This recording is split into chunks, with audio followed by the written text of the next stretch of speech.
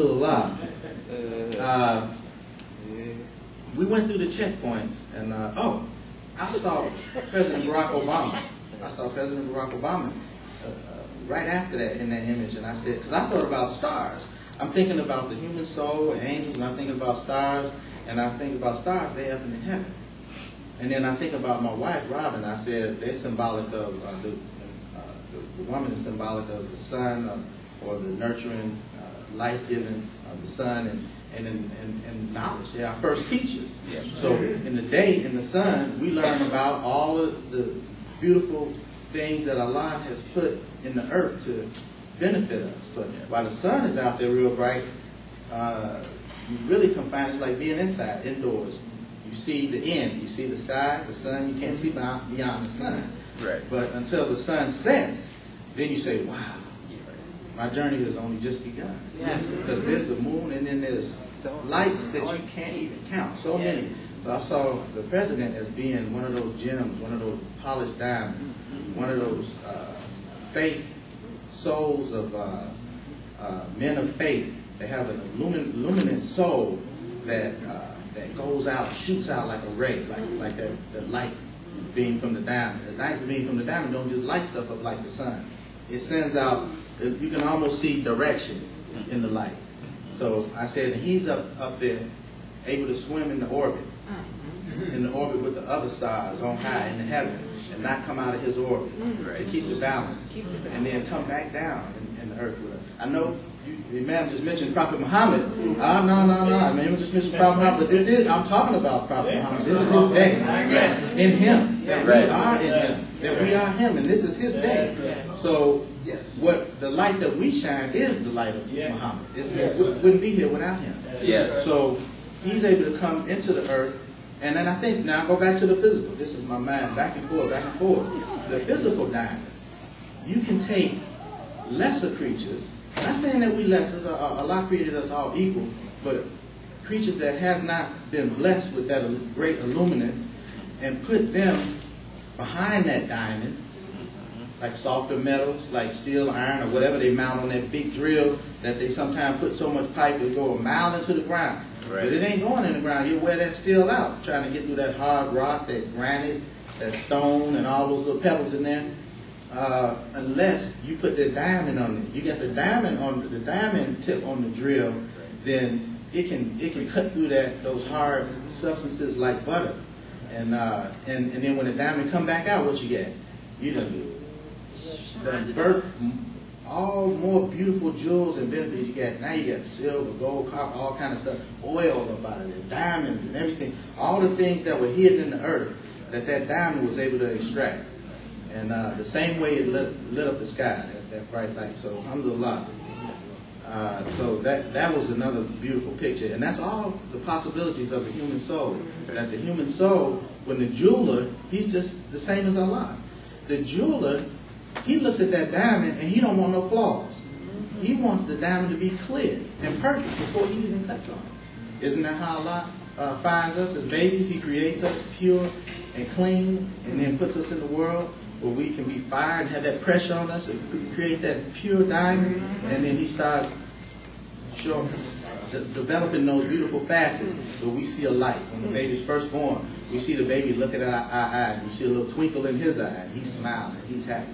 And he touches our heart. He never stops if he stays on the guidance of Allah. He never stops impressing us.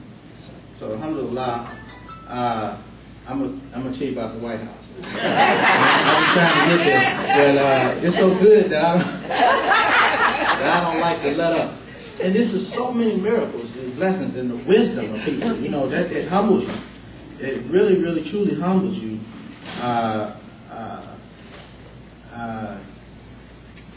The invitation came, and so I was at the masjid, I found out Imam Talib, he received the invitation also, and Imam Deen Sharif from New Jersey. He also received an invitation. I believe that both of them had iftar there before, so I'm the new guy. And they both had gifts. They brought the President Quran, so I said, man, I said, if it had just been me and Imam Talib, he got a gift and I don't, I felt a little bad.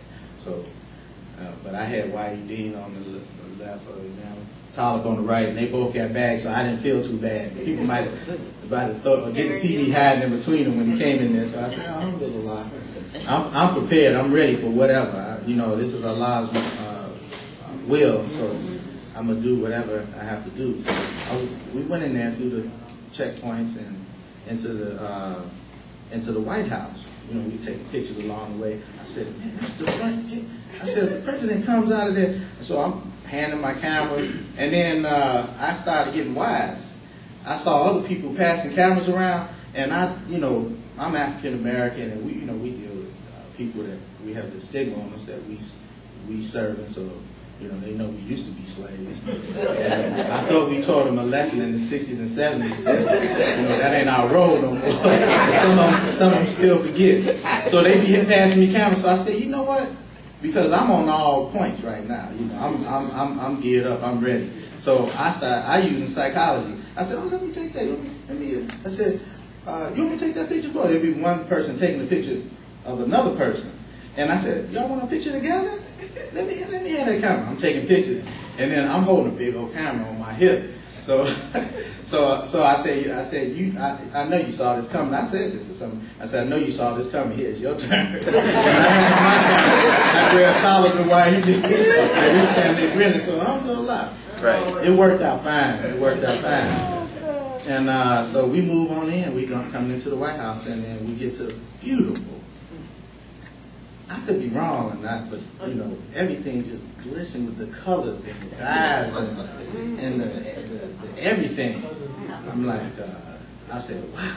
Then I looked at myself. I said, I put this new suit on. I said, I'm waiting on somebody to turn me around. But the president's so wise.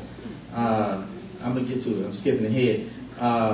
So you go into the table to get a card. It has your name on it, and just as you descend up the steps to the room where the iftar and also Maghrib prayer was being prepared, and we taking pictures all along the way, everything I see practically, and grabbed the card. White Dean grabbed his first, and he looked at his card. And he said, "I'm at table 4." He said he looked at table 4. He said, "What table you at?"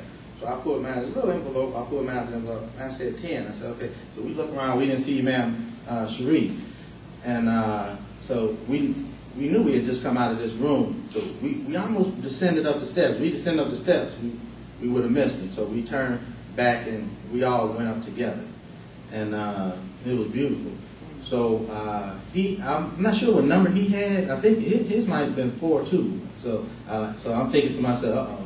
And he had already told me it's about 100 people that would get invited guests. So I said, I'm going to sit at a table, probably with table for people that I don't know. So I said, well, alhamdulillah, when you're faced with something like that, you don't feel no nervousness or no fear or nothing. You just move. I would have expected myself to be scared, but you can't do that. When you're in real danger, you don't get scared. And that's how I felt. I didn't feel danger, you know what I'm saying? I felt like, wow. And the White House, me? I'm going to tell you about me in a little bit. I don't want to take up too much time. Shoot. So I went in there, and alhamdulillah, we saw all of the guests. They were mingling around, just like on television. I hate to use television as reference, but that's one of my main sources. Plus I was a baby, I guess, of information. So we saw the beautiful people, all the beautiful people, in their beautiful Ramadan attire. They black. A lot of them had. I started to ask my wife, "Why got a brown suit?" I said, "It's a black tie," and she said, "Business." I read it also. It said wear business attire, and cameras. It said cameras are accepted, and it was halal. That was the only part of the instruction that was halal. So I brought my big one out there. I got a nice cell phone. I got an iPhone, and it takes a nice picture. But I said, "Oh, cameras are accepted, and I get to carry it." I'm taking my real camera. And I get to that story too. I had the camera with me all day. Left the extra battery at the house, and I said, "I know by the time I need that camera, that battery will be dead. So I'm gonna try to save it." It wasn't dead when I needed it, but that's another story. I got pictures, regardless. So we're mingling. The van was called, and when we first went up there.